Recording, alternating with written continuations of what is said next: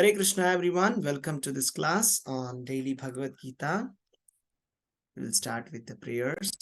Jagannath Baldev Subhadra Mai ki jai, Nitai Chaitanya ki jai, Parashuram Bhagwan ki jai, Vaman Dev ki jai, Giri Govardhan ki jai, Srila Prabhupada ki jai. Om Agyanatimirandhasya Gyananjanashalakaya Chakshurunmilitam Yena Tasmai Shri Gurave Namaha. Nama Om Vishnupadaya Krishna Pristhaya Bhutale Srimate Bhakti Vedanta Swaminiti Namine Namaste Saraswate Deve Gauravani Pracharine Nirvishesha Shunyavadi Pasyatya Desha Tarine Jai Shri Krishna Chaitanya Prabhu Nityananda Shri Advaita Gadadhara Shri Vasadi Gaura Bhakta Vrinda Hare Krishna, Krishna Krishna, Hare Hare, Hare Rama, Rama Rama, Hare Hare. So we are doing this chapter, the chapter number 13, which speaks about the transcendental knowledge or the Vedanta, the knowledge about the nature, the enjoyer, and the consciousness. So who is soul and who is the super soul? And what is the object of knowledge? What is knowledge? And what is the material nature is what we explore in this chapter. And today's verse goes like this.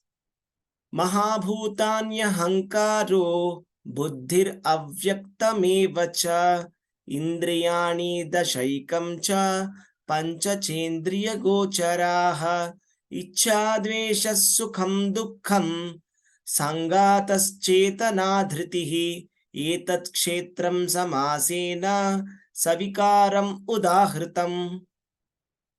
The five great elements, false ego, intelligence, the unmanifested, the 10 senses, and the mind, the 5 sense objects, desire, hatred, happiness, distress, the aggregate, the life symptoms, and convictions, all these are considered in summary to be the field of activities and its interactions.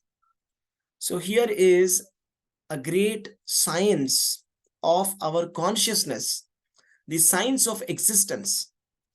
So this is what been explained by the Supreme Personality of Godhead. So this knowledge, we need a good teacher, because every knowledge we need a teacher, and difficult subjects need a very, very expert teacher. So the most expert teacher, Jagadguru Krishna, is teaching us Vedanta. So just to remind you, Vyasadeva, who is the original compiler of all the Vedas and the Puranas and the Itihasas and the Vedanta Sutras, he is incarnation of Lord Sri Krishna. It has been mentioned in Srimad Bhagavatam and in very many various Puranas that he is the incarnation, Shakti Avesha Avatara of Lord Sri Krishna. Right? And Lord Sri Krishna is referring to the Vedanta Sutras, and he is giving some information about it here. So the context of this verse is, when Arjuna asked Lord Sri Krishna, what is Prakriti, what is Purusha, what is Kshetra, what is Kshetrajna, what is Jnana, and what is Gniya?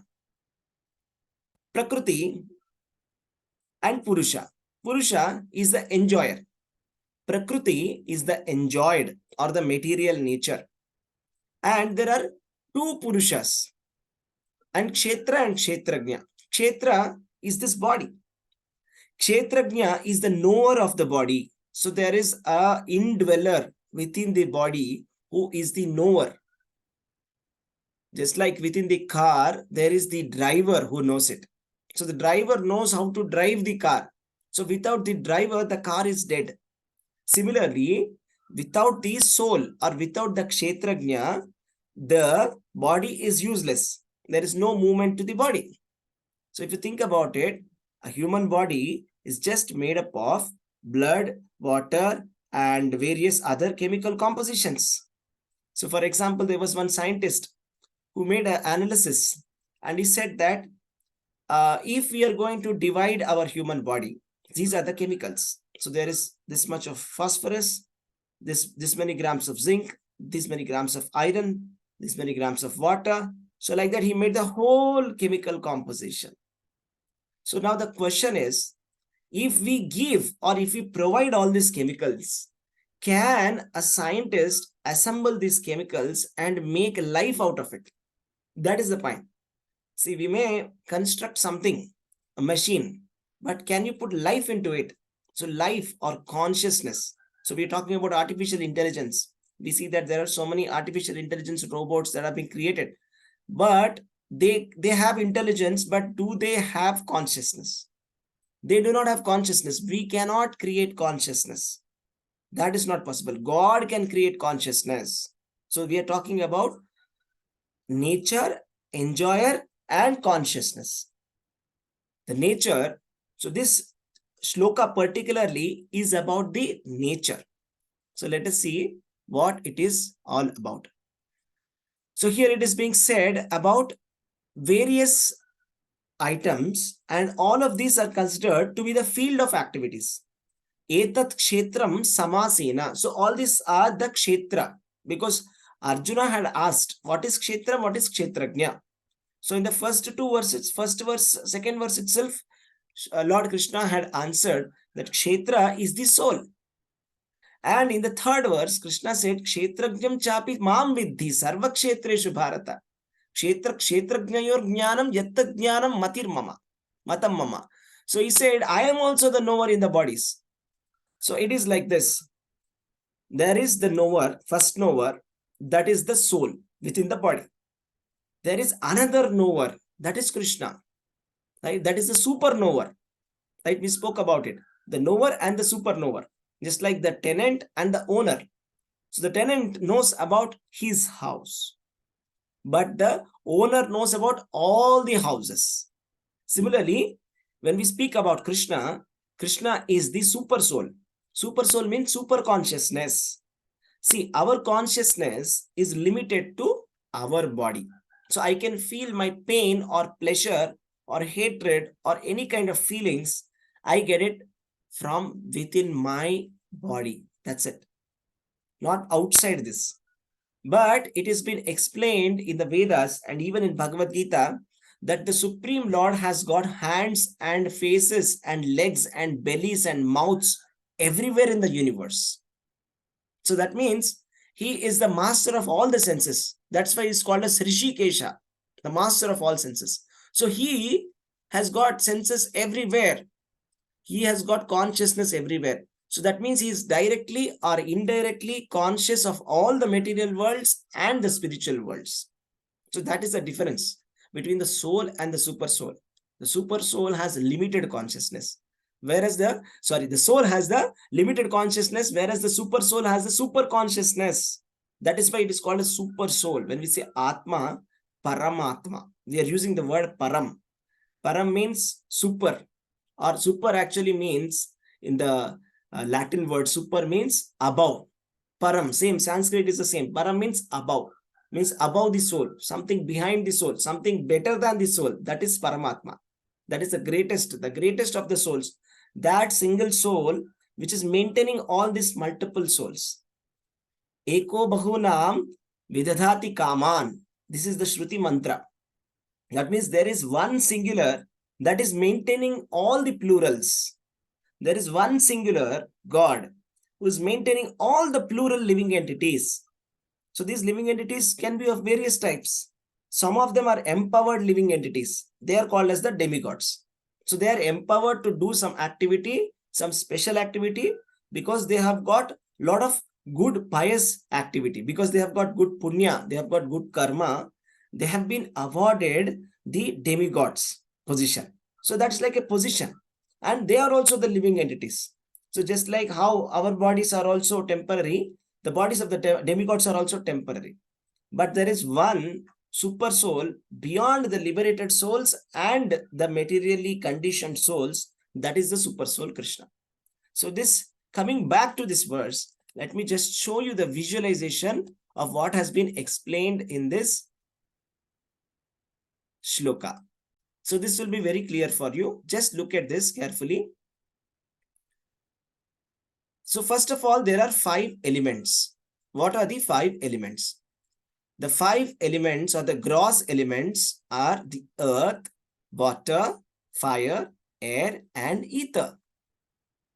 The earth element is something that we can feel, right? So that is something that we can touch and feel. And what is unique about the earth element is that it has got a smell.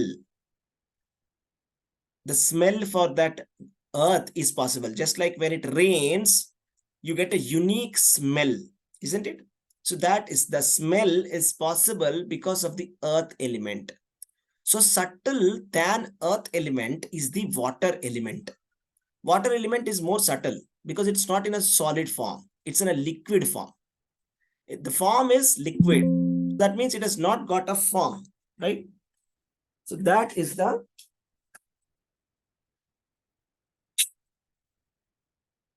water, right? The next one is the fire, right?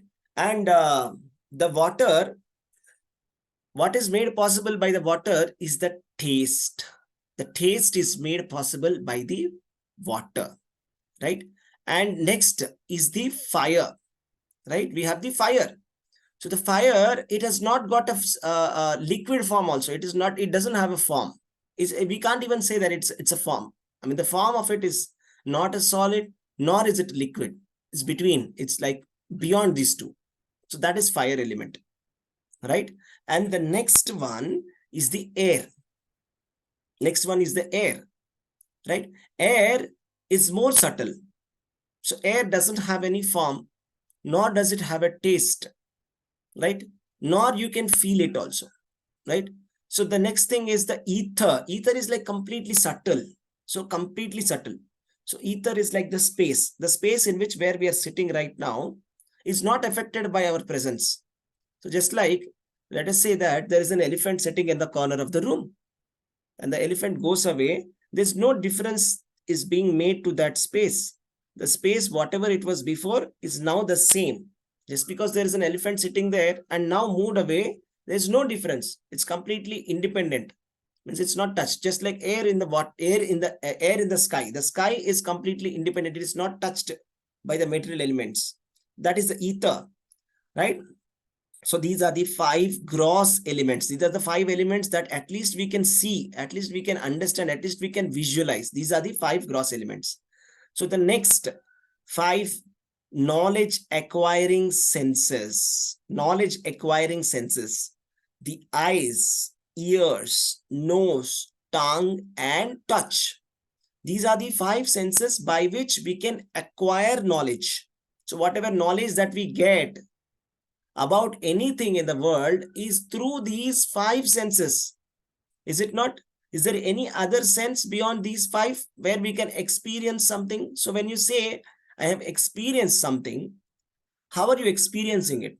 You are able to experience something from the material world through these 5 senses. So the next 5 senses are called the working senses or karmendriya. So for example, if we want to communicate with others, so other living entities, I want to say something, I want to do something. So what is the activity that I can do? What are the activities that are possible? Karma is possible with our voice, legs, hands, evacuating organs, and reproductive organs. So these are the 5 working senses. So I can speak, I can walk, I can use my hands, or evacuating organs and reproductive organs. These are the kind of activities that we can do with our working senses. So totally now what is the number? 1, 2, 3, 4, 5, 6, 7, 8, 9, 10, 11, 12, 13, 14, 15. So totally 15 we have covered so far. Let's see what is coming up next. So the next one is the mind. So beyond these gross elements, knowledge acquiring senses, working senses is the mind element. So the mind element is more subtle. It is more subtle than the 5 gross elements and the knowledge acquiring senses and the working senses, because I can neither see the mind, nor touch the mind, nor feel the mind. There is no way that I can describe my mind. So mind is also a ingredient of this material nature. But mind you, even though we cannot see the mind, we still cannot say that mind is spiritual. Mind is not still spiritual. We have not come to the spiritual topic at all. We are still in the material topic here. So the next one is the intelligence. So mind is what with which we get feelings, right? Thoughts. So intelligence is what we reject, accept or reject a thought. The training, that is called intelligence. That is beyond the mind. So beyond the mental platform is the intellectual platform, the intelligence, buddhi. So beyond this, mind and intelligence is the false ego, ahankara tattva. So if you think about it, how am I getting the thought that I am so and so? When somebody asks us, like, who are you? I say, I'm so and so, right? Don't we say that? Who are you? I'll say, I'm so and so. My name is so and so. So from where is that me coming? Me, I. The feeling of I or me is coming from the false ego, ahankara tattva. If there is no ahankara tattva, it is not possible that I will assert that it is me. So just like, we are creating this artificial intelligence robots. So these artificial intelligence robots can have eyes, ears, nose, tongue, and touch, voice, legs, hands, etc. But you cannot have the mind, intelligence, and false ego. That is not possible. It is not possible that, a robot feels that I have been done so much. I mean, that false ego is not possible. Ahankara tattva, which is coming from within, that, if somebody is insulting us, then we start ranting. We start saying, just try to observe. Next time when you become very angry, just record and hear. There'll be a lot of times the word I. See, I did like this. I was insulted. I said so many times, but you did not listen to me. I said so, but I'm feeling very bad now. I always say you the same thing. See how many times I has come. So from where did this I come? That I is coming from the false ego. False ego. And then next is the pradhana. Pradhana means the unmanifested stage of the modes of the material nature. So these are all the ingredients of the material nature. So this is called as the Sankhya Shastra. Sankhya means analytically we are trying to understand the knowledge. Pradhana means unmanifested senses of the modes of material nature. The modes of material nature are Sattvagun, Rajogun, and Tamogun. And when they are in an unmanifested form, when they are in a manifested form, that is Sattvagun, Rajogun, Tamogun. When they are in unmanifested form, that's called Pradhana. Okay, let us see. Now the object of these senses. So for the eyes, the corresponding object is the form. So when we say something, when we see something very beautiful, we get attracted.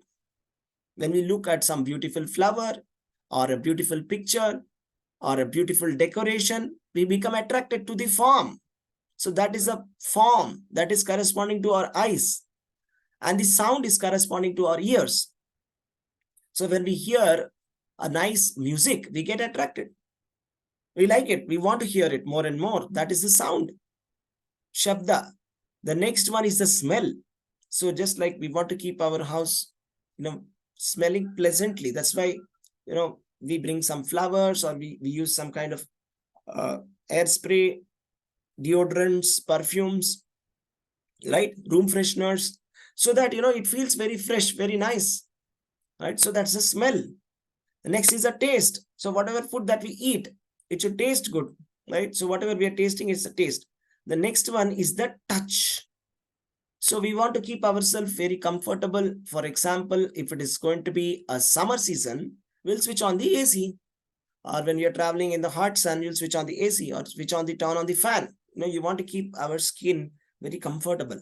So let's say that it's winter and it's like night, you'll wear like, sweater, and you'll wear the blanket, you'll put the blankets and then sleep very comfortably. So that, the touch is feeling very comfortable, right? So these are the elements. So now, how many elements did we cover? First 5 gross elements, 5 knowledge acquiring senses, 5 working senses, and then mind, intelligence, false ego, and pradhana, coming to 19. Count is 19. And then the object of senses, if we add 5, it is 24. So totally 24 elements. They are the 24 material elements. And just try to understand, beyond this intelligence is the false ego, and beyond the false ego is the soul, and beyond the soul is the super soul. Beyond the soul is the super soul. So therefore, If we think, show me God, where is God? I want to see God, where is God? It is not possible to see God. Why is it not possible to see God? Because, see, the eyes, they can see the form made up out of earth element, or the water element, or up to fire element. Air element you cannot see. Ether you cannot see. Mind you cannot see. Intelligence you cannot see. False ego you cannot see. Pradhana you cannot see. Then how is it possible that you can see the soul? It is not possible. And how can you see who is beyond the soul? So beyond the spiritual platform, within the spiritual platform, again, we have the soul and the super soul.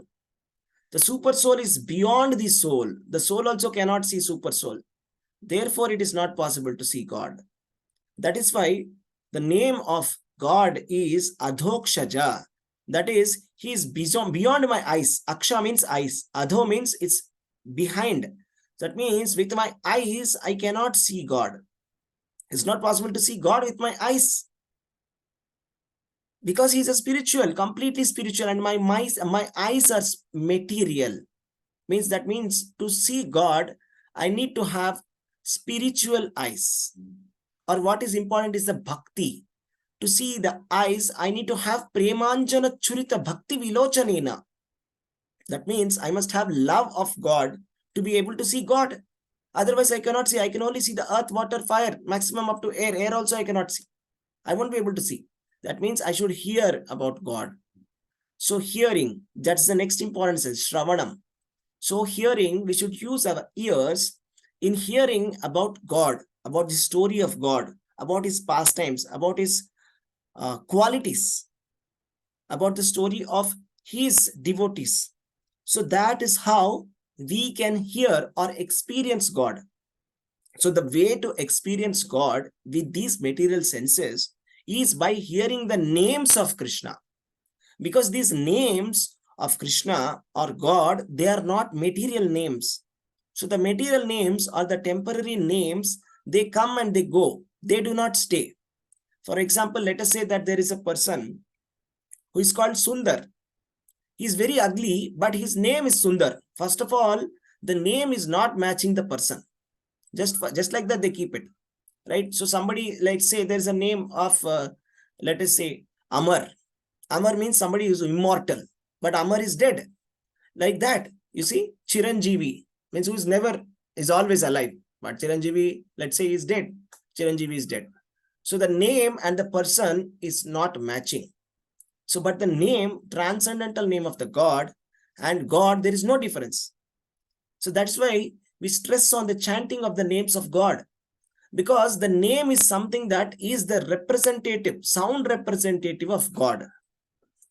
So therefore, with the ears, we can experience Krishna. We can experience Krishna with the help of our ears, but we are used to stressing on our eyes. We want to see direct perception with the eyes. But there is no need. Why should we want to only stress on something that we cannot see? Why do we want to only see? I mean, is it that only if we see, it is existing? Is it not that if we hear, is it not an experience? So we have to experience God in the initial stages with the help of our ears. So then we will be able to actually see God eventually. Eventually, we will be able to see God, but in the beginning stage, we shall engage our ears in hearing about the names of the God. That's why we are chanting Hare Krishna Maha Mantra. By chanting this Hare Krishna Maha Mantra, we are attentively hearing. We are hearing God.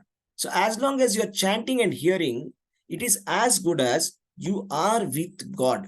There is absolutely no difference. You are just with God. Okay, so that's about it.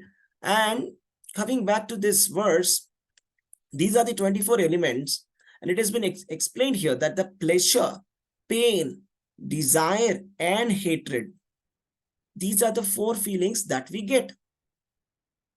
So sometimes we're happy, sometimes we feel bad, sometimes we're like, in pain. So let's like just like, my legs are paining, right? So arthritis pain, or some kind of muscle aches after a lot of exertion, or some kind of a pain, dental pain, the worst pain, right? Tooth pain. So we cannot tolerate it. So much strong pain, pleasure, happiness, pain, desire. I'm getting so many desires. I want this, I want this, I want this, I want this. Every single day, we are flooded with desires. So Bhagavad Gita, Krishna says, Apuryamanam achalam pratishtam, samudramaha apaha pravatanti yadvat. That means just like the desire, you know how it is coming? It is just like in an ocean, there are so many rivers that are coming inside the ocean. For example, the Bay of Bengal, the river Ganges is coming and mixing inside it. The Godavari is coming. Like that, Krishna river is coming. So all these big rivers are there coming inside the ocean, but the ocean is remaining still. So similarly, a person who is having steady intelligence, Sthita Prajna, even though he is getting so many desires, he is still just like that ocean which is undisturbed. So therefore, even though there are millions of desires coming within us, we should be undisturbed. So you see, we are getting so many desires every single day. And we're getting hatred. Sometimes we hate somebody. I say, I just hate this person. I hate him. I hate this class. I hate that teacher. I just hate this shop. So hatred. From where is this hatred coming? So the pleasure, the pain, the desire and the hatred, they are all the interactions of this material body, the 24 elements. So we don't have to associate with ourselves, you see. So these are like the interactions between the 24 elements. Whatever you are experiencing, the pain, pleasure, happiness, everything is simply an interaction of these 24 elements. So, but we are beyond this. We are beyond these 24 material elements. We are beyond pleasure. We are beyond pain. We are beyond desires and hatred. So we are part and parcel of the super soul. We are part and parcel of God. So that is our state. But somehow we are associating ourselves with this material body and with these material senses. And therefore we are experiencing all the difficulties of life. So the schema of Bhagavad Gita is to relieve us from this material pleasure, material pain, material desire, and material hatred. So if we follow the system given by Krishna, the instructions given by Krishna, Manmana Bhava, Madbhakto, Madhyaji, Mam Namaskuru. Krishna is saying, always think of me and become my devotee, Madbhaktaha, Madhyaji, worship Krishna. Mam Namaskuru, pay obeisances to Krishna. If we follow this process of Krishna consciousness, then we can go beyond these 24 elements. We can realize our nature, which is beyond these 24 elements. And beyond this pleasure, pain, and desire and hatred, we can experience that ecstasy of Krishna consciousness. That is our original state. So this is our original state. Jivera Swarupa Hai Nityera Krishna Dasa. So that means the constitutional position of the living entity is that we are servant of God. We are not this body. So Krishna is explaining, Arjuna, you are not the body. We are not the body. We are not these 24 elements. So we are beyond this. Whatever we are experiencing, all our frustration, all our dissatisfaction is not us. That's not us. We are beyond that. So to realize our true nature, we have to do this Krishna conscious activities. Okay. So thank you very much. Hare Krishna.